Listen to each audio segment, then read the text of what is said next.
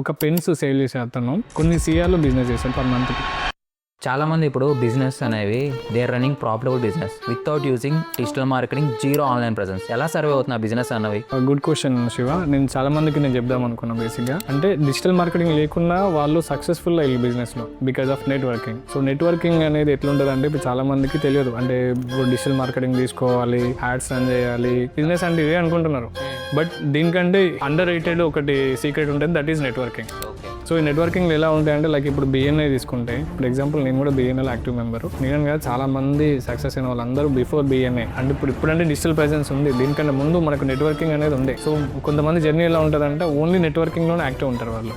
వాళ్ళ social presence చూస్తే మాత్రం ఏముండదు, వాళ్ళ ఆన్లైన్ ప్రెసెన్స్ ఏముండదు, వెబ్సైట్ ఏముండదు. కానీ even they are earning too much business. Like వాళ్ళు B2B క్లయింట్స్ని బిల్డ్ చేసుకోవడము. ఇప్పుడు ఎగ్జాంపుల్ ఒక నెట్వర్కింగ్ కమ్యూనిటీలో నేను చూసాను, ఒక పెన్స్ సేల్ చేసే అతను కొన్ని సిఆర్లో బిజినెస్ చేస్తాడు పర్ మంత్కి. ఎట్లా బిజినెస్ చేస్తారంటే తను B2B కనెక్షన్స్ బిల్డ్ చేసుకుంటాడు అంతే.